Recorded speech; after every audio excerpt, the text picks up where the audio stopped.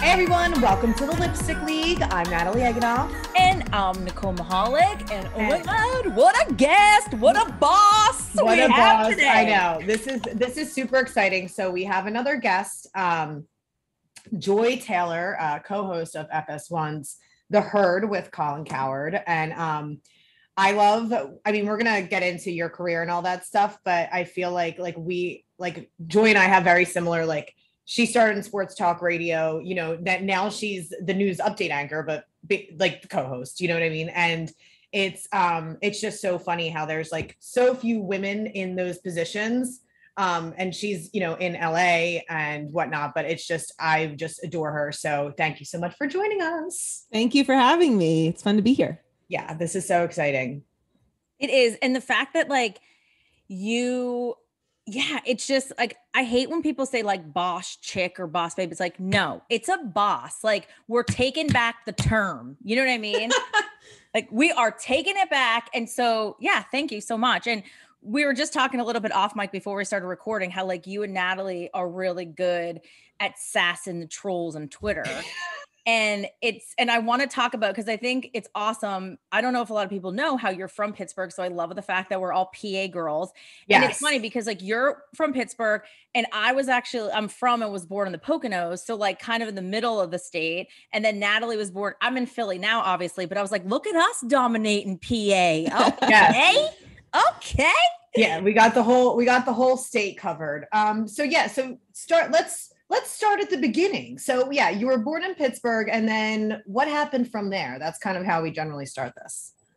So I was born and raised in Pittsburgh. Yeah, like how much did you weigh at birth? No, I'm just kidding. My mom doesn't even, I think I asked my mom what time of the day I was born not too long ago, because one of my friends was trying to do like that numbers thing or like something with astrology, and she couldn't remember. So what is your sign? I'm a Capricorn. Ooh, oh, nice. Yeah. And I'm very Capricorn-y. Okay. Like just whatever a Capricorn is, I'm that. Like unmovable, climber, hard-headed, whatever. But yeah, so I was born and raised in Pittsburgh, and I played sports growing up. I played volleyball, soccer, track, and volleyball. Okay. I'm sorry, volleyball, track, soccer, basketball. And I ran track since I was very young.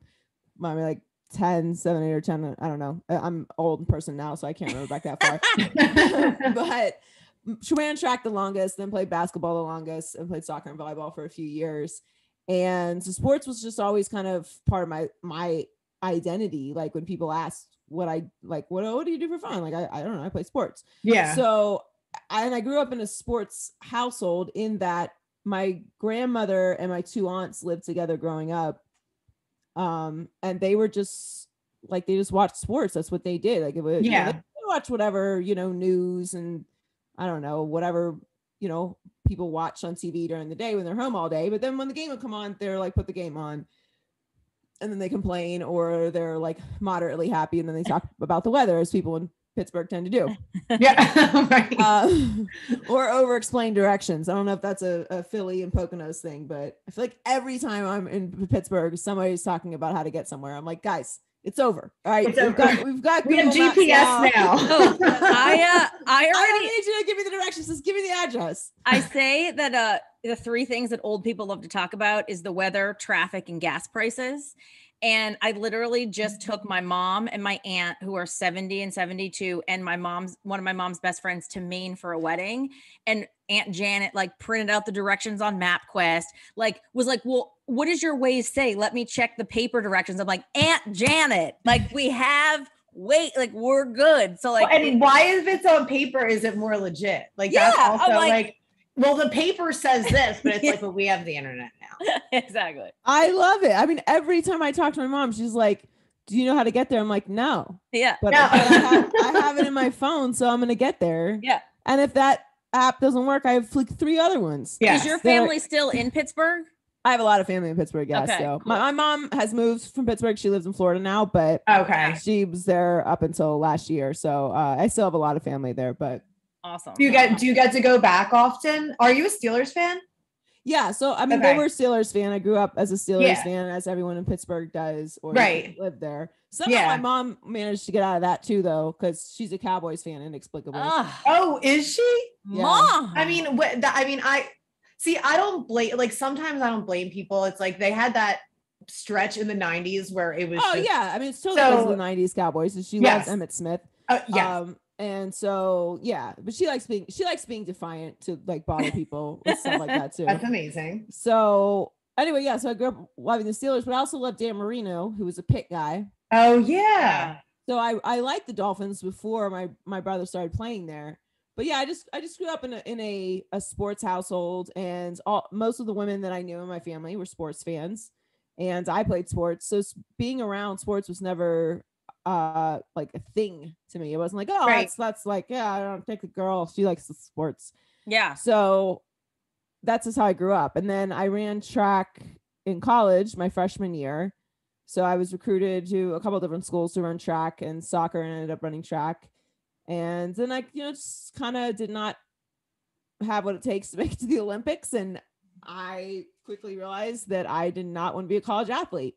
Didn't have it in me anymore. Right. So so I didn't finish my track career, which is why I have so much respect for college athletes, and people don't understand that that's like actually a whole lot of work to be a college athlete, and it's a full-time job. It is. Yeah. It's essentially another like full-time job on top of having to go to school, which is also a full-time job. Yeah. And I mean, and at that time it was not or back in the day, it was a long time ago. It was 2000. What was it? 2004, 2005. Okay. Yeah. So yeah, that was a long time ago. Being a college athlete didn't necessarily come with all the frills that it does now. Right. And that, I think that's a great thing that we are evolving. Not that like I was at that level, but it's definitely a different experience now, and I'm happy for that. Yeah. But anyway, so I finished school at Barry University in Miami, and that's kind of how it got started. Nice. It's interesting when you brought up about being a college athlete, because I think so much, obviously that's such a huge topic right now. And when you talk to some like old school people, they're like, oh, well, a college education is enough, because they don't get how social media has changed what it is. Like, they don't get that before half of these students even go to college, they're already superstars in their own world. And then they're making all these old rich white guys money, to like play these sports. And it's hard to explain it, because in their mind, they think of like 1976, and it's like, it's not the same.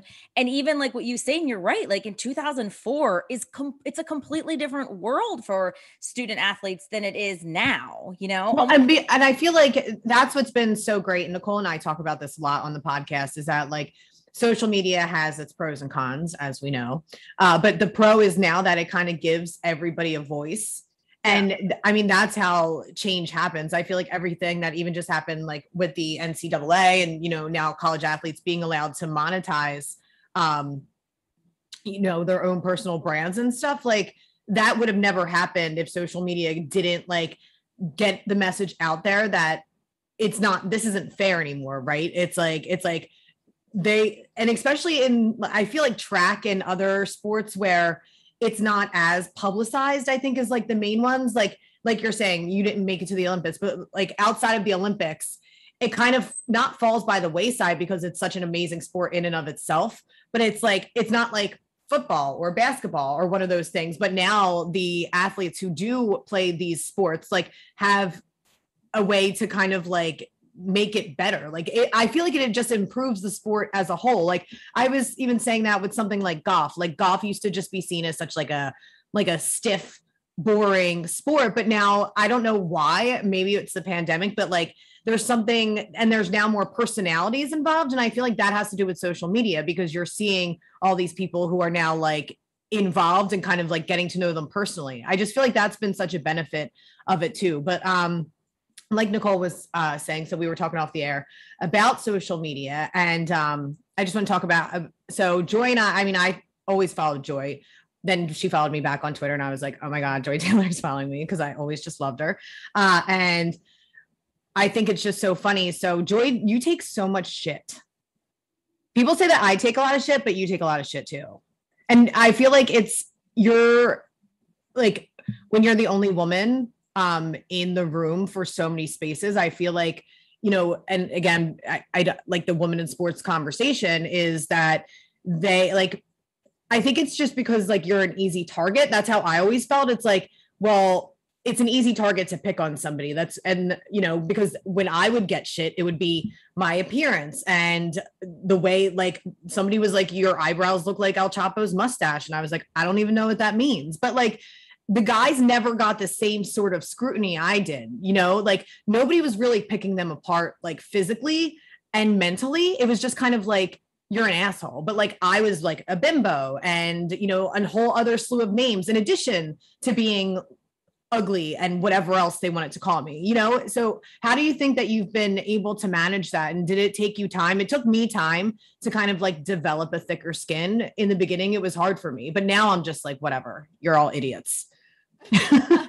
Well, I mean, there's a lot we can break down there. I think to answer your question, I started in sports radio. Yeah. So before before Twitter exploded into the living, breathing thing that it is now, and really all of social media, I mean, it was big when I was doing the show there, but it's not what it is now. And right. It didn't have the influence and it wasn't the magnitude of what it is now. When I was doing the show and when I started in sports radio, what we did have though was a text machine. Okay. And so you could text into the show, and this was something that program directors always wanted us to pump because it was sponsored.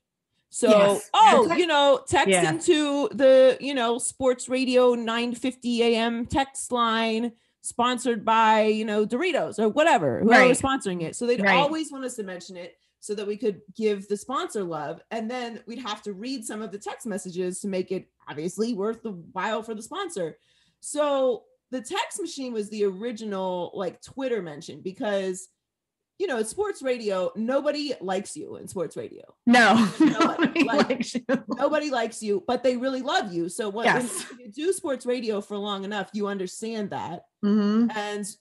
And it's just something you have to experience. You can't explain it. No. So it's just this weird place where your people are actually the people that are most mad at you all the time. And they're texting into the text machine with complete and utter anonymity because it's just you're just seeing a box with the number and their comment, and it's just can I swear on here? Yes, yeah. It's just a bunch of bullshit. Like it's nothing. There's nothing there. There's nothing that we can use other than this stream of nonsense consciousness. So I would just see it and be like, I'm not reading this. Like I am not using this, whatever. And I would argue with my program director all the time because he'd be like, you guys have to read the text messages. And I'm like, listen. I can't do a 4-hour show and talk the entire time, right? Yep. 4 hours. Yep. And read the stream of shit consciousness. On and focus on doing the show. Like have a producer pick one conscious, usable word out of this poop strand. And I will read it, but I am not gonna I'm trying to focus. Like I can't read this. But from the times I've had to read it, I'm just like, oh, everyone hates me. So and then you go out and you do, a remote appearance. Yeah. And everyone loves the show. Right. And it's the same people. Yeah. And then you'll see some crossover on social media because there was some social media usage. Yeah. And they'd be like, oh yeah, I'm like Eddie 747. I'm like, dude, all you do is give me shit all day. And you just talk shit all the time. I really like what you said about this guy, but I love the show. I listen all day. Like they'll be like, yeah, I just put it on my car because I drive around all day for deliveries and I listen to the show all day. And so weirdly, I just kind of came to the conclusion very early in my career because I started there that's what it's going to be. Oh, right. Especially in the sports space, because people have such strong opinions about sports, similar to politics. But I think the difference between sports and politics is, you can't really you can add an allegiance, you know, you can have a new person come into sports and you'd be like, I really just like love LaMelo Ball, but I have no tie to that team, but I'm going to root for LaMelo Ball because I like him. So you can add an allegiance, but you can't just, very rarely do people just switch. Like, you're not a lifetime conservative and then you're like, I love Bernie Sanders, you know, like, right. so you just kind of stick with what you stick with. So you're mostly going to listen to affirmation stuff. Yes. Yeah. And not all local places are affirmation shows. Like Philadelphia can be very hard on their teams. Yes. Pittsburgh sometimes can be very hard on their teams. New York, certainly, you know, you can still be critical of your team and love them.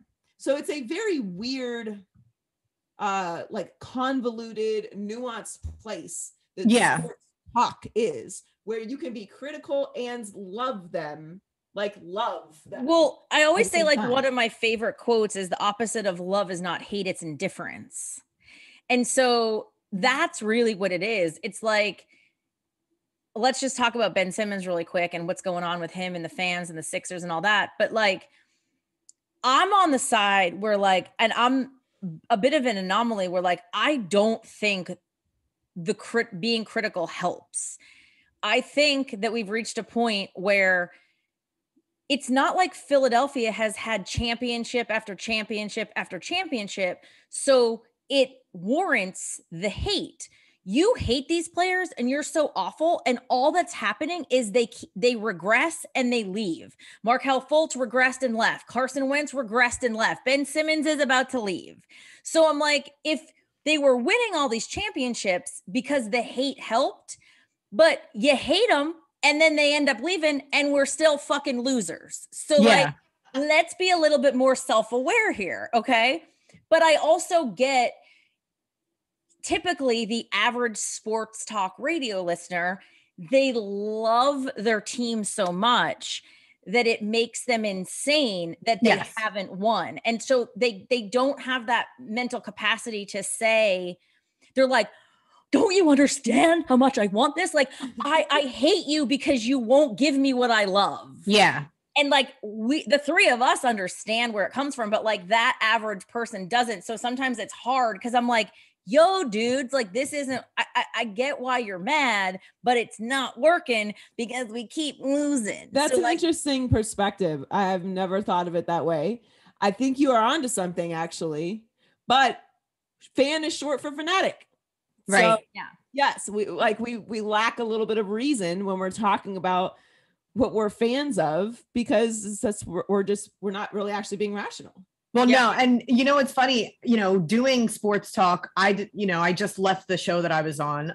But I did sports talk in Philly for essentially a decade. I've been involved in sports talk radio in Philadelphia. So like, I got into it when the Phillies were at their peak in 2000. My first job in sports talk radio was late 2008. So the Phillies had just won the World Series, right? So it's like, I got in at the highest of highs, you know, rode it out. The Eagles won the Super Bowl. So again, another high, but then you kind of like live and die through these lows, and having it consume my life. It always did, as like a born and raised Philadelphia person. Like you're just born into this like religion that you never necessarily asked for.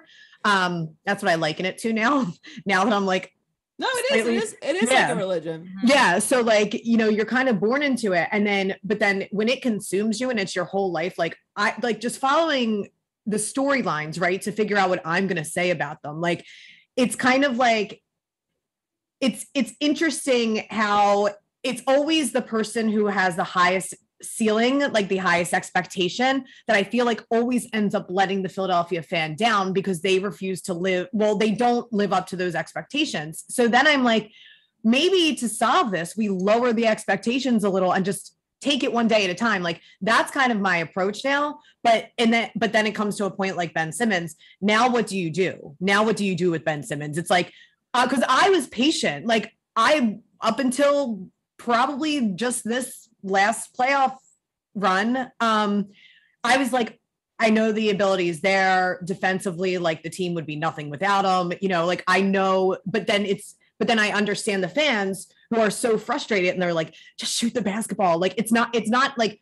you're a basketball player, you got to shoot the ball. So it's like there's this like weird, I think also like highs and lows that like an average fan like struggles with. It's because like you want, like Nicole said, like you want it so bad, and then when it doesn't happen, you're like, like you can't get a range on the emotions because it's so like it just consumes you. So like I don't know, like with Ben, I don't know what is gonna happen. I think can't imagine what I have kind of transitioned into doing national. Yeah. That was my next question for you. Yeah. Yeah. Is, well, one, I just kind of naturally do look at players and the situations from a personal perspective, like from a human perspective. Right. More so than just the black and white, like, are you good? Are you bad? Right. Conversation. Because one, I think you can go through waves in your career if you have a long career. Right. The word you use, expectations, changes reality, because if the expectation is that you should do this and you're actually this over here, then that's not helping anybody, because you might be great at this thing that you're actually great at, but because you've been expected to be something else, you'll never reach that plane. It's a parallel journey. Yes. There's no way for you to reach it. Exactly. And I also think that because those two things exist, where you can be good, you can be bad, you know, you have good years, you have bad years, you struggle, you're coming back from injury, you had this happen to you, whatever, or you're just a completely different player than what people expect you to be. I think what you have to do when you've had a player in the league for a certain amount of time, whatever sport it is, accept what they are and stop trying and expecting them to be something that they're not. And I think that's what's happened with Ben Simmons. Yeah. When you're not a particular fan of any specific team, and the only team I really let hurt me anymore is the Heat. And I still, obviously, because I'm, you know, in LA and I'm, you know, covering everybody, like I don't actually like physically have enough time in the day to hyper focus on the Heat. Yeah. And obviously I still love the Dolphins and I love the Steelers. So I have these certain affinities for these teams. But when you have to take a step back from it, it's almost not easier, but it's just, I look at these situations from a different perspective. So like with Ben Simmons is one of the best defenders or the best defender in the league. Like, yes. Okay. That has value, like that right there. Elite. He is elite. He is great at something. Yes. He's really not as good as he should be, and really not that good at something else that seems pretty important to basketball, which is shooting. Yes. Right? Yeah. But we know that he's great, like the top of the league at something. So we know that. We don't know if he's ever going to be even moderately good at the shooting thing. So rather than focusing on trying to make him great at something he is clearly not even really like good at, like he's below average at it, stop. Put him in a situation where he can take advantage of what he is naturally great at. And when you look at anything in life, most people are really only great if they're great at anything. It is one thing. How many people do we know that are elite at multiple things? LeBron James, Beyonce, like, okay, that's two people out of how many billions of people on this earth that I can even like think of. I'm sure there's, you know, two other people, but yeah, like you're not great at multiple things. Very rarely are you great at multiple whole other things. Like, oh, you're a great actress. You're the elite actress, and you're an elite director, and you're an elite writer. Like there's like one of those people in every industry, but there are greats. There are historic greats in every industry. Yeah. So rather than trying to make everyone LeBron James and Beyonce, why don't we just accept that they're just great at one thing, and then put them in a situation that magnifies and takes advantage of that greatness? Yeah. I think you just actually said a light bulb. I had an Oprah moment. Speaking of somebody who's great, I just had like a light bulb moment where I do think it a lot, like the Ben Simmons thing is interesting. And I do want to go back to how you jump from radio to TV really quick too. But I feel like the reason the Ben Simmons thing is such an issue is because a lot of times people can't think outside of the box. So in the average person's mind, they think basketball and they think shooting. They think points. So people can't wrap their brain around the fact that like that's not his thing. That like, especially the NBA now, right? Because it's all about 3-pointers, it's all about scoring, it's all about, you know, high scoring games, yada, yada, yada. So I think a lot of what happens with Ben Simmons is that like people can't get out of their own way almost. Like they can't say, wait a minute. Sometimes we have anomalies. Sometimes we have a situation where this is weird that this elite player can't shoot the basketball. However, we're going to go with it and we're going to then build the team around what else we need. And he could do this. Again, I always say like, I want these executives to be smarter than me. Like I expect them to be smarter than me. And then it's it's like bosses, right? Like you want your boss to be smarter than you. And then all of a sudden you get a little older and you're like, a lot of this was just luck that they have this job, isn't it? Well, yeah, like that's it. And I don't want to belittle the average fan. That's not what I'm saying here. Or I think what you're saying, but it's really a matter of messaging. So it's not actually the fan's fault or Ben Simmons' fault. To your point, I think it's the executive and the team's fault. There's nothing wrong with building up players so that fans get excited about them. But you are in the building. You are talking to the basketball people. You know what they are. You know what, say, his work ethic is. You know he's not going to develop this at this point. So change the messaging, manipulate us. You do it with everything. But at least manipulate us for your benefits. 1,000%. So our expectations are more reasonable. And I think someone else who fell into this situation a little bit, and he's nowhere on the level of Ben Simmons as a player, but I think Lonzo Ball was a bit of a victim of this, where it's like, you expect Lonzo Ball to be something else. And like, no, he's a decent defender and a great passer. He's a great distributor, point guard. Let him be that. He's not going to be Magic Johnson. Why are you expecting him to be Magic Johnson? But they're like a lot of Magic Johnsons. No, manage the expectation from the beginning. And it's nothing wrong with getting fans excited about a player, but you know what the player is and you know what your realistic expectations of that player should be. So why not communicate that to the fans, which you manage to communicate all kinds of other things. Yeah. Because then we start to poison that player with the critiques that are not fair or even reasonable to apply to their game. And I've often thought about that, especially in Philadelphia, the way that, you know, and because when they got Ben, it was like, oh my God, here's our savior. You know what I mean? It's just like everything hedges on one person. And it's like, they eventually crack, like we've been saying, like they eventually kind of crack under the pressure. But I don't like, again, I blame the fans because again, they're so like, we need you forever to win. But then I mostly, like you said, I mostly blame the organizations, and I've come down super hard on the Eagles and stuff like that for the way that they've handled that shit show. So like and the Phillies did it too. They did it like a couple of years ago with like Rhys Hoskins, who never quite lived up to the expectation that he was the star. Right. But the Phillies farm system has been shit since 2010. So they're just kind of anointing these people who might not really be that talented. It's like premature decision making that, oh, this is who's going to be the next star. And it's like, they might have the most talent so far on the team, but I feel like there's no space to grow into it, right? Like somebody like Rhys Hoskins, he's not a terrible baseball player, but he was not going to be Mike Trout. You know, but the Phillies kind of put him out there like he was Mike Trout. And that's what I think is also an issue. It's like, you got to give it room to breathe. And I don't know if I guess because before Ben came to Philly, you know, he had the whole documentary on Showtime and kind of all this fanfare around him. So then we were finally like, oh, you know, but it's just, you have to know your fan base too. Right. Like there's, you know, a lot of young players do not have the room to grow that they used to have because we're very impatient in all sports for development. We want everyone to come in and be a star. We want everyone to come in and live up to these expectations that are mostly unrealistic and not normal and really don't even apply to the sport. Like this is a big conversation surrounding Tua. I think Tua has one more year. Right.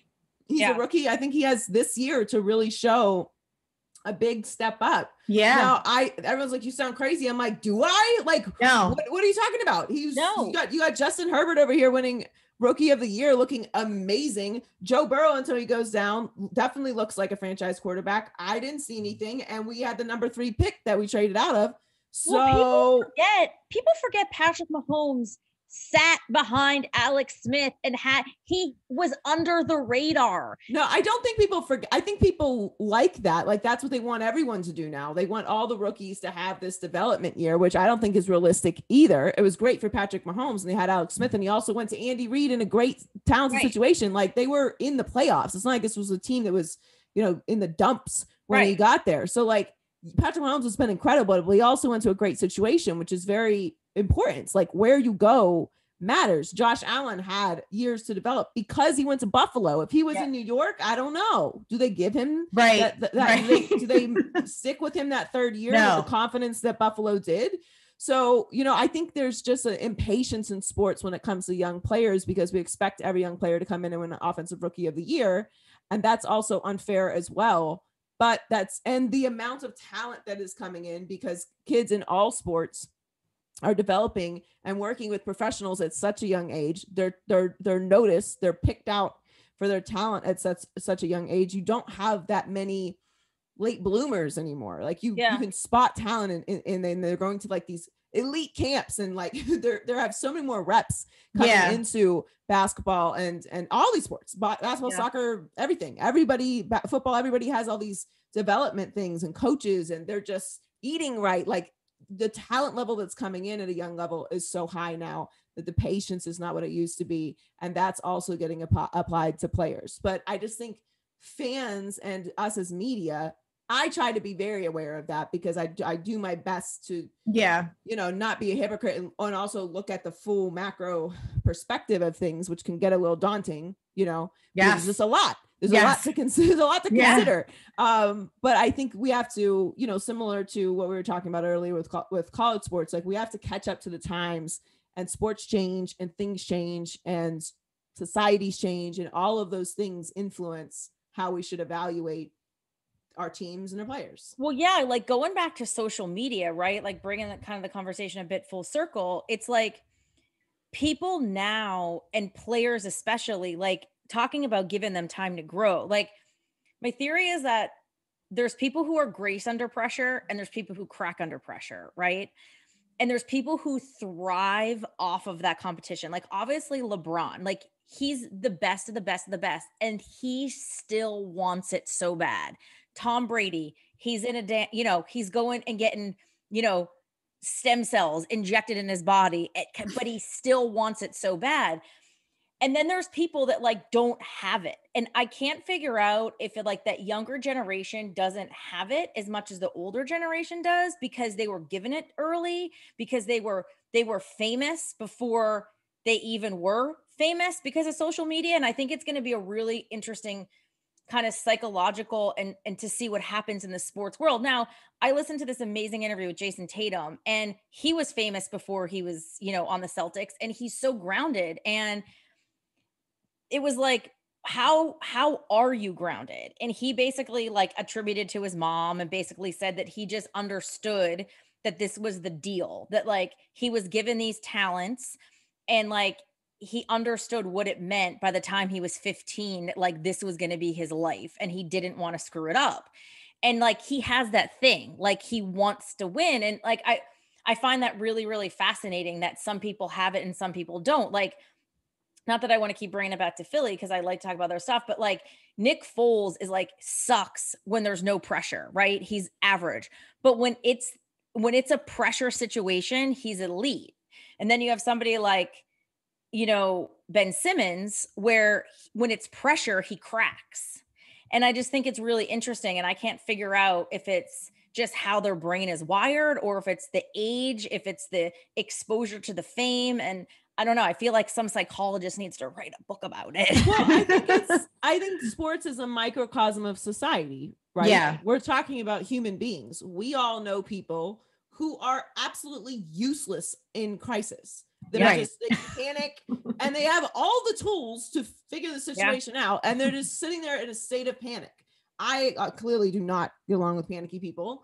and the way that I'm talking about it. I can't deal with them. I'm like, why are you panicking? This is a completely solvable situation. Take a breath, go sit down, have some tea, and we'll talk about it and figure it out. Like, you're freaking out. Yeah. And you're an adult. Like, it's just solvable. Stop. But like, that's just how they are. And you don't want them in certain situations, because if something goes wrong, you have to deal with it yourself. Yeah. Everybody has different personalities. Some people are just absolutely great at solving things and absolutely great when there's like there's just utter and complete chaos. We've had bosses like this. Like, there's chaos, so we'll fix it. It's fine. Everybody go home, we'll fix it. And then you have bosses that are like, the company's going under. Like, everybody has different personalities and ways to handle things. Like you said, athletes are the same way. I don't think it's about age or, society or social media. Like, athletes have failed for 100 years and succeeded for 100 years. And you talk to old guys and like, yeah, this guy was out partying every night. He showed up to games drunk, and, we just didn't have the social media and people to be aware of it. But like, that's why his career was only 8 years. And we think like, it was like an injury. Like, no, he wasn't focused, and he wasn't committed. Some people are, some people aren't. I talked to a couple friends of mine who played professionally, that I've known my entire life, about this. And I was like, well, why did this guy not work out? And like, what is it with this guy? Like, he was drafted so high. And they're like, some people, it's just enough. It's just good enough to get to the professional level. Like, that's all they wanted to do. They wanted to make, a couple $1 million, $30 million, whatever, move their family, get some cars, and just chill out. Yeah, like, that's good enough for them. They don't care about being LeBron James. They don't care about being Tom Brady. They never did when they started playing sports, and they didn't when they made it professionally. That's just not what they want. Yeah. And we can't understand that, because we're like, be the greatest. You're a competitor. And like, win a championship. Right. Like, I was a college athlete, and I was just like, you know what?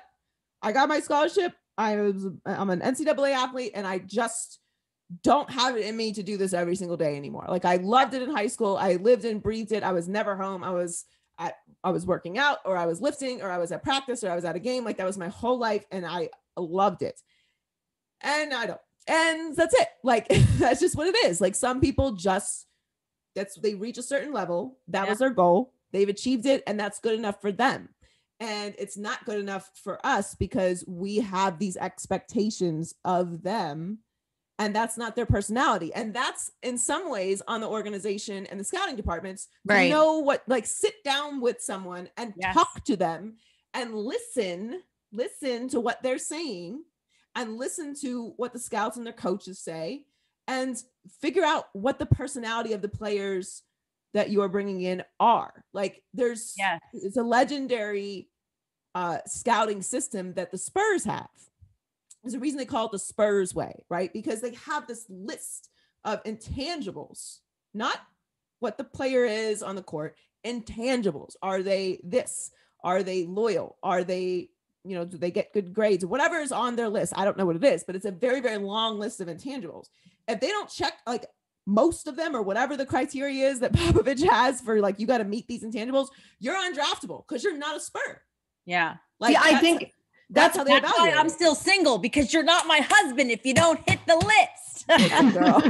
Listen, we don't have enough time, but yes, all of that. You got to hit all these intangibles. Me and Popovich, we get it. That's brilliant. And, in sports, but also I think in relationships too. But then I go back to, and I always wonder, right? And again, I feel like people, and especially the sports world recently, has been quoting emotional intelligence, right? But it's like, do you actually even know what that means?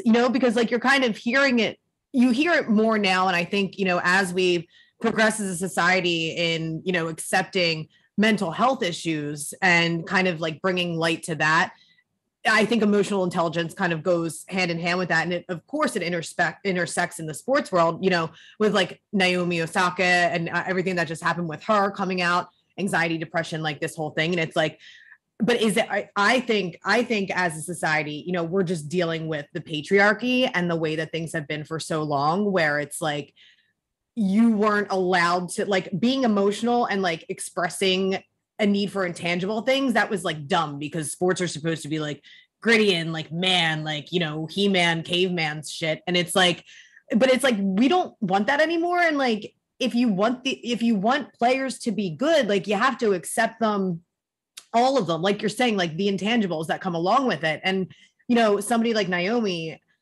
taking that power back, right? And not giving into the old way of thinking, right? And it's like, people were saying she was weak, but it's like, do you know how much strength it came to, like, it must have taken her to come out and talk so openly about that? And then it's like, I don't understand why a lot of organizations just, they haven't gotten there yet. And I'm like, is it just because you're not smart enough? Or like, are you just so used to the way that things have been for so long in the sports community and the way that sports have been perceived, because you're all just like kind of like old dudes?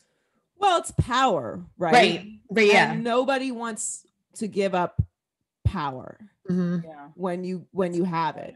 And whatever that power is, you become so attached to the fact that you have the power that you become blinded to the idea that if you give up a little bit of power, then it actually benefits you, because in a macro way, you grow and the people around you grow, and then you have more stability, and then you have other people who are empowered, so they don't feel like triggered and having to fight all the time. And it relieves a level of anxiety in the environment that you're in. It's when you work in a good workplace, right, where everybody knows their role and they know, okay, if I do this or I hit these marks, I can get promoted or I can make more money. It doesn't matter, you know, who I am or where I come from. Those are the criterias, and this company is consistent with that. So I'm going to work hard for this company because I'm paid well. It's a healthy environment. I enjoy my job and I have upward mobility.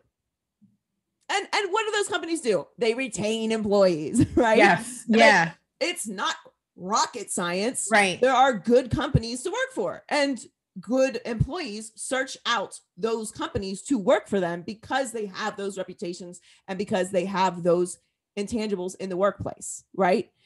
Similarly, free agents want to go to what? Functional organizations. Why? Yes. Because it's a good work environment. Yes. And if I don't have to worry about coming into work and losing my job, or coming into work and dealing with some crazy shit because the coach doesn't know how to handle any kind of crisis situation and the front office is arguing with each other about who makes the decisions on the roster, like, why would I ever deal with you? Why? Unless you're going to pay me an absurd amount of money and I'm at the end of my career and this is all, I just care about getting a couple more checks. Why would I come and work for you if I have the choice? Because you aren't about winning. When everyone's worried about all these other things, when everyone's worried about who gets the credit and well, I have final say on the roster and I have this, like, then it's like all about whatever you want. It's about your ego. It's not about what's going to make everyone successful. So it really comes down to power. And people who have consistently or traditionally been in power will not even entertain the idea that sacrificing even just a little sliver, just a little slice of power benefits everyone, right? And you included, because you're on the boat and you're rising, right? Yeah. It's why great leaders, you can tell who a great leader is because they delegate. Yes. People who helicopter parents and have to be in control of everything and meddle with everything, and owners who are always involved in situations they don't know nothing about, those organizations don't win. Right. Because you're in charge, but you're trying to have your hands in everything that you don't know anything about. You don't know how to delegate properly. Yeah. Yeah. It's so interesting because I see things all the time and I'm like, how do they not get that if they make a change and do the right thing in the sense of getting the best people for the job, that everybody looks significantly better? And I was like, another reason why women need to be in charge, because women inherently, I think that way. I think women inherently are like, I don't know, or maybe it's just, to me, like the ultimate example of self-confidence is having a good sense of self-awareness to say, back to what we were saying about being good and knowing you're not good. I'm not good at math. So guess what? On my checklist of husbands, I want somebody that's good at math because I'm not good at math. You know what I mean? So I'm like, if I was running a company, I would be like, well, I'm not actually really good at like spreadsheets, but like you have your MBA from Harvard, so you clearly know what's up. And this is anything, especially politics, right? I'm like, why aren't you surrounding yourself with people who are experts in this, who could make you look better? Well, we all know people who surround themselves with people who tell them what they want to hear. Yes. Right? We all know people like that. And we can't figure out, like, girl, why would you do? Oh, as soon as you see their friends, you're like, never mind. Yeah. I mean, these girls are not going to tell her the truth. Okay? Absolutely not. And that's just, everyone isn't wired that way. And it's your point. It's your point. It's confidence. Because if you're truly a confident person, you know your limitations and your strengths. Totally. Because that's what helps you become successful. You're not, and it's, look, when I was younger, you couldn't tell me shit. I knew everything. I did not need advice from anybody. Okay, fine, whatever. Like, of course, this is how it's going to work. Now I'm like, if I don't know something, I just like, who knows this? Call. Yeah. I'm going to waste my time trying to do it myself. Yep. And it doesn't make you like a better person or not. That's not the conversation. But if you're building a winning organization or anything in life, you have to surround yourself with the right people. You have to surround yourself with people who have things that you don't, so that they can make you better. And similarly, you make them better. Yeah. And when it comes to building organizations, it's about power for a lot of men. There's not enough women in power to say that it's people. So it's men. And not, this isn't a man bashing thing, but it's just no. Like you can look at the front offices and we can look at who's in charge. And it's a matter of being aware enough to bring in the right people around you and empower people. Empowerment does not mean that you are losing anything. In fact, you're gaining. It's why the conversation about diversity is so frustrating, because people are always like, oh, you just hire the right person for the job. Well, sure. What is the right person for the job? Is it another person that looks exactly like you and thinks exactly like you and comes from the same place that you come from and does the same things that you do? Because if you already have 15 of those, no, it's not the right person for the job. Yep. Yes, that person might be qualified for the job, but someone else might be qualified too, who brings a different perspective to the situation. And perspective is important. But perspective is uncomfortable. Yes. Because perspective is different.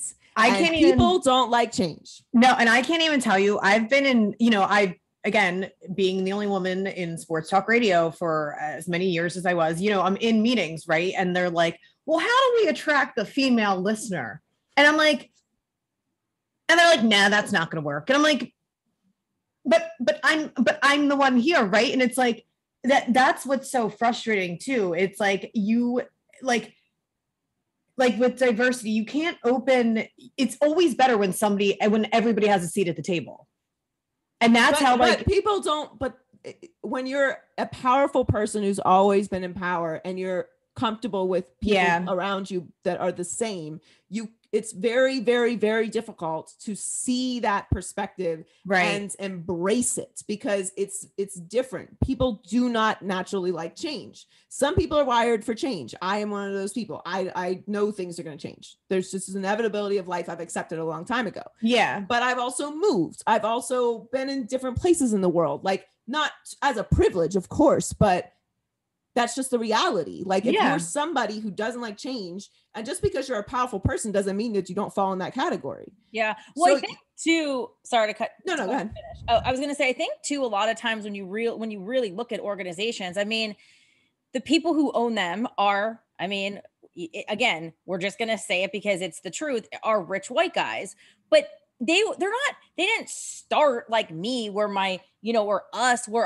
we're quintessential middle-class people. Like they started as multimillionaires. I mean, it's generational wealth, like Jeffrey Lurie's father was rich because his grandfather was rich. And I'm not saying that they didn't work hard to keep the wealth, to grow the wealth, but like when you already come from a place of power and privilege, you almost lack the perspective of you think, well, I clearly I'm doing everything right if this is my life. And it's like, no, you just literally were lucky how you were born. Right. And it's important that you said it doesn't mean they don't work hard, because a conversation always, when people get triggered by the word privilege, and it's why I make a point to use it when I describe myself all the time.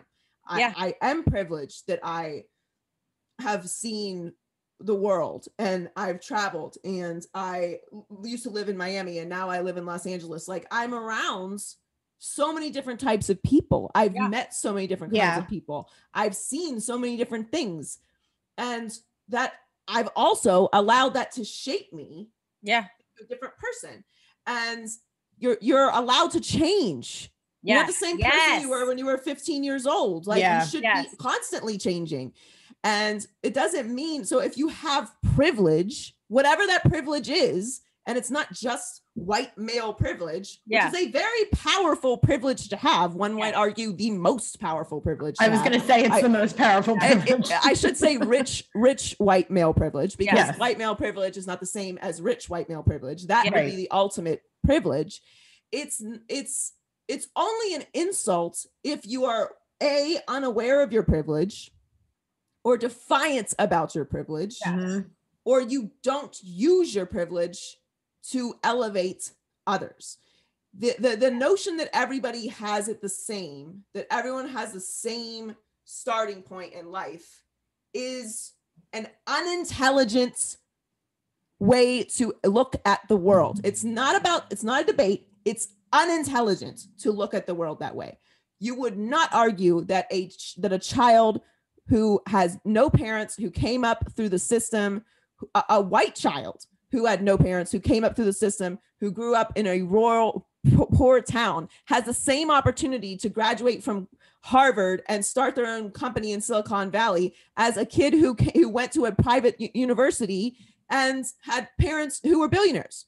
No one would argue that. Do you remember? No one would argue that. Remember last summer, there was a lady in Santa Monica who stripped naked and she was yelling on the corner, and like the video went viral. Like, this conversation, that's how I feel. Like, sometimes I get so worked up about it. I'm like, it makes me just want to scream. No, it's very frustrating. Yes. Because what people will say is, well, the billionaire's kid worked hard too. No one, literally no one, is saying he didn't work hard. Yep. All we're saying is, if they both made it to the same place, the other kid had to work harder. Yeah. He had to overcome more. He had to have more things go his way. Mm-hmm. It doesn't mean that the kid from the billionaire family who went to the private school and went to Harvard didn't work hard. Of course he worked hard. He just didn't have to work as hard. And there is a privilege to that. It's not an insult. It doesn't take anything away from what you've accomplished and what your legacy is. It just means you had a different, easier path. And you can take that power and that privilege to change the world. And instead you want to argue about how it doesn't exist. It's maddening. I agree. It's maddening. No one is insulting you. Everything is not an insult. To circle back to social media, because you can't have nuanced conversations on social media. No. It's just you're this or you're that. Yeah. And look, there are certain people we can definitely give credit for making things polarizing in our world. We want to get into that. But, there are nuances to conversations. And it's very frustrating to have these conversations on social media, which is where everyone exchanges ideas. Yeah. So I think to put a bow on all of it, I think perspective and research and conversations can expand your universe in a way that most people do not give the credit or time to. So stop getting your news off of stickers on the internet, aka memes. Yep. And just, entertain the thought that there's a whole world out there available to you, and it can make you a better person. Yeah. I love it. Amen. I hope so. I mean, and that's the thing, and honestly, that's kind of why we launched this podcast. And that's why we want to talk to everybody that we possibly can, because this is the messaging that needs to be out there more, right? It's like, you kind of have to beat people over the head with the message for them to get it, because it's like, it's always going to be resistance if it's not explained well. And you, Joy, just from following you, I've always loved how you've like put your perspective on these types of things out there, right? It's because you're like, this is why, and again, very nuanced explanation is that's what's going to change. Like that's what hopefully is going to help change things. Because otherwise, like we'll just be stuck where we are, which I mean, it can't get any worse than last year, right? But, oh my God, Jesus, knock on wood. Yeah, I am knocking on Where's wood. wood? So really quick before we wrap, how has it been for you? You started in radio. You did one big national show, another massive national show. What would you say the easiest and hardest part of both of those situations have been? I mean, obviously radio, do you feel like it's the same? Do you feel like it's more, and I guess, local compared to national? Just break down those experiences for a little bit. Cause we kind of teared off of like your path for a second. And I want to really go back really quick before we leave. Well, yeah. So national and local are very different, but they have, I guess, they have different energies to them. So local, as you guys know, you are immersed in a city, a fan base, a culture, and you have inside jokes, and you have, local people that, work for the team in the arena that the fans are like obsessed with. And you have all these things that about your teams and your city and the cultures and the histories surrounding that. And that plays a role and is a ribbon throughout all the content that you do and the shows that you do. Yeah. Where you may sprinkle in, a national story or two a day, just because everyone's talking about it. For the most part, you're talking to somebody who, like we were talking about earlier, is in love with their team. Yeah. Oh, even if there's nothing going on, they'd rather hear an old story from the team that they love than hear about what the hell Aaron Rodgers is doing. Yeah. So it's a very specific way to program and story select for your show. Mm-hmm. Whereas national, it's almost out of your hands. Whatever everyone is talking about is what we have to talk about, because I mean, look, at the end of the day, it's about ratings, right? Like we can say all we want, but you need to get ratings because you have advertisers. That's how you make money. This is what the business is. Yeah. So you have to have the most amount of viewers possible. And when it's local, you generally have obviously great talents, was where you start with building a show, but that talent has to cater to the audience, and you want to get the most audience locally, then you want to do the best local show, right? Whereas nationally, you've got to appeal to the most amount of people. So people are always like, oh, like, why you always talk about LeBron? Like, you always talk about the Cowboys. You always talk about Aaron Rodgers. Like, yeah, because everyone's talking about LeBron, Aaron Rodgers, and the Cowboys, and Tom Brady, and the Chiefs, and Jimmy Garoppolo. Like these are the national stories that are trending, that every show is talking about, that everyone's talking about on social media, that everyone's talking about on the internet, that all the, the links are like, we have a formula for what is being talked about most. And that is what we have to talk about. Now, we obviously have the choice to be like, well, this is not necessarily that interesting, right, to us. Yeah. So what of these 2 stories or 3 stories or 4 stories is the most interesting to us? And then we can story select that way, because that way we're going to be more passionate about it. Right. And so it's just a very different way of programming shows. So people sports fans thinks like we're like protecting players, or like we have to talk about LeBron James. Like, no, you guys talk about LeBron James all the time, which makes us talk about LeBron James all the time, because we want you to watch and listen to our show. Yeah. So it's not about pushing an agenda.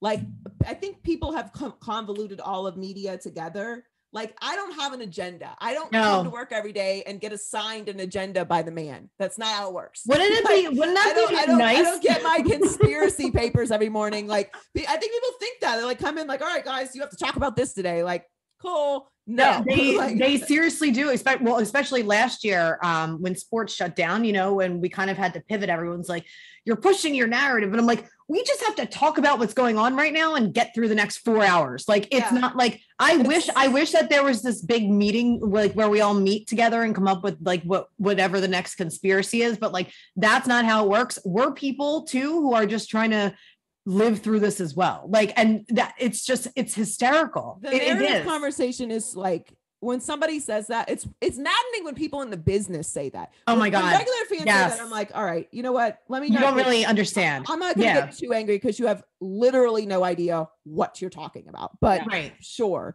But when people in the business are like, oh, narrative, I'm like, so I don't, what meeting do you go to? Like, it's just some crazy like Marvel stuff. Like, well, and who has time? All the media members in the world get on a massive Zoom call, like get assigned our conspiracy talk for the week. Like, make sure you push this. I was like, I wish I had the time. Yes, of course. Certain networks are going to be kinder to certain sports because they're their partners. Yeah. Okay. And again, never forget, this is a business where money is exchanged. So yes, nothing is pure in the world.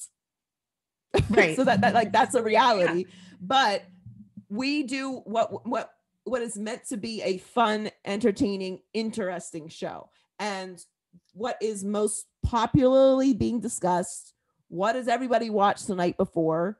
Is everyone watching the NBA finals? I guess we're going to do NBA finals talk the next day. Did everyone watch the McGregor fight? I guess we're going to talk about the McGregor fight, you know? So like, there is obviously a stream between what everyone's talking about and what we're going to talk about, with the caveat of, when you're doing a national show, you obviously want to be interesting and passionate. So the story selection is important in that regard. And actually, I think the best shows are the shows that are aware of not only what the fans are interested in, but how to have a different perspective on it and what everyone is already talking about. Like taking a step back and saying, okay, like this is what happened, but what is the lens? What is what I've taken from this story, rather than just being like, well, I really just want to talk about this, or I want to talk about my barbecue this weekend to fill time. Right. So, you know, there is a lot that goes into putting a national show together that's very, very different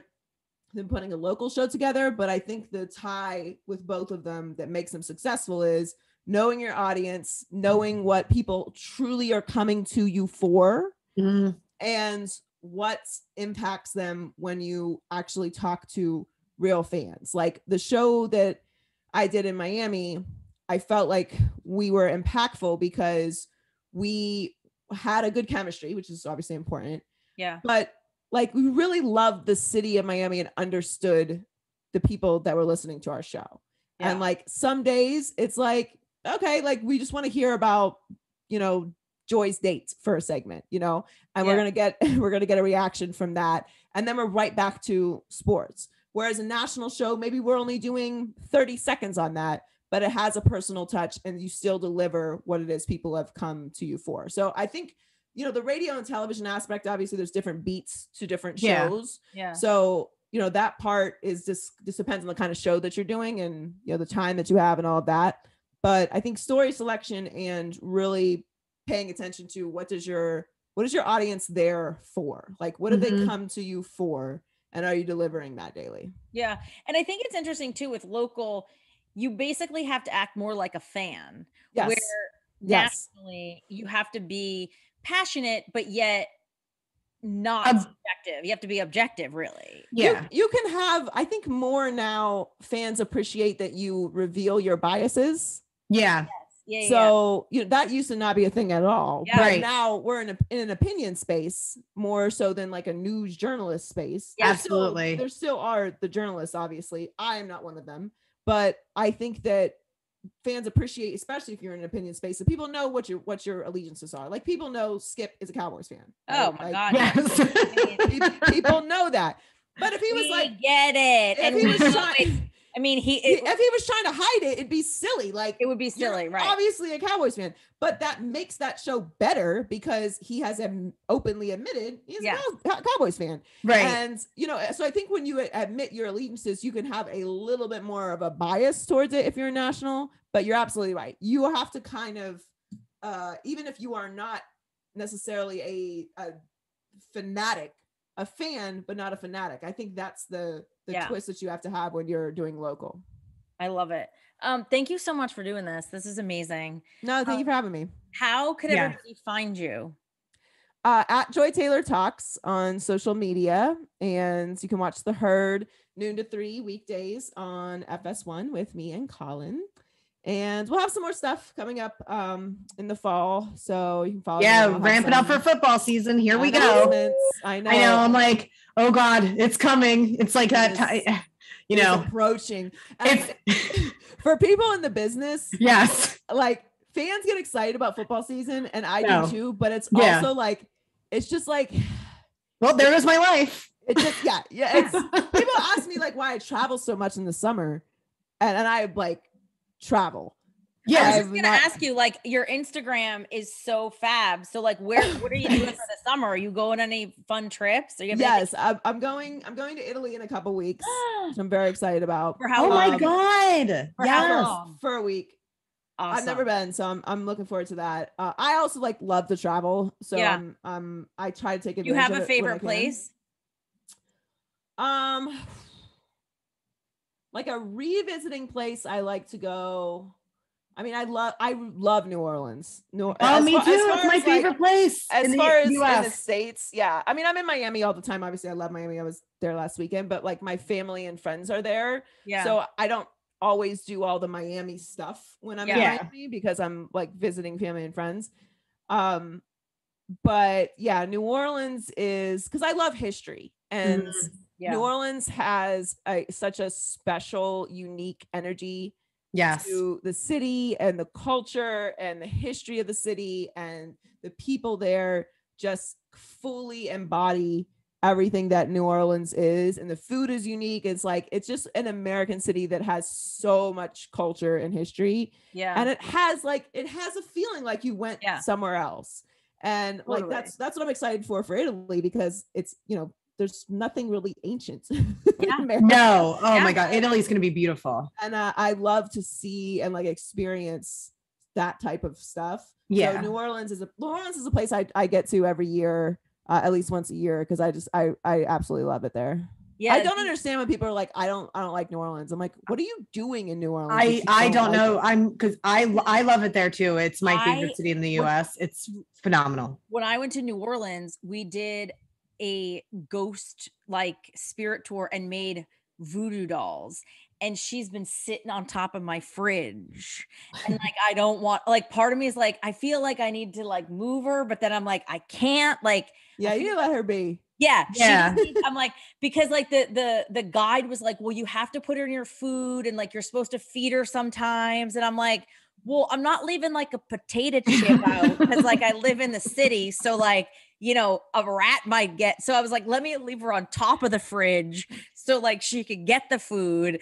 And like and so like anytime I'm like going for my picture or something, I always see her up there. I'm like, hey girl, just make sure we're still good. Okay. Cause like that New Orleans does, like you get that, there's like that thing that you just feel when you're there, You do. It is. It's a different energy as soon as you get there. And I love it. Yeah. I always go to the voodoo shops to go Marie Laveau's, and there's just it's a different world, and I love it there. That's awesome. We'll have a blast. Yes. Enjoy your trip and your time before football season. Yeah. Eat all the pasta and that's amazing. And it's funny because like I am such an extrovert, but like during COVID, like I didn't mind like chilling. Like I kind of liked like just not having anything to do. But then like when January hit, I like really got hit with the travel bug, and I was like, I need to go. And I just went on this incredible trip to Utah, and we hiked the wave and like did the Mystic, and it was amazing. Awesome. And so now I'm like, okay. And then I'm like, ooh, how much vacation time do I have left? And I was like, this is a whole conversation. The fact that we have to count our vacation days. But regardless, anyway, we could talk for another 2 hours. Yes. Thank you so much. Thank you, Joy. Thank you. Hopefully you'll make it to Philly in some point, and we can hang out. We'll show you all the food and take you on a tour of Ben Franklin's house. Yes. No, I'll definitely let you guys know when I'm in Philly. Thank you. Thanks, Joy. We'll talk to you soon. Bye. Bye. Yeah.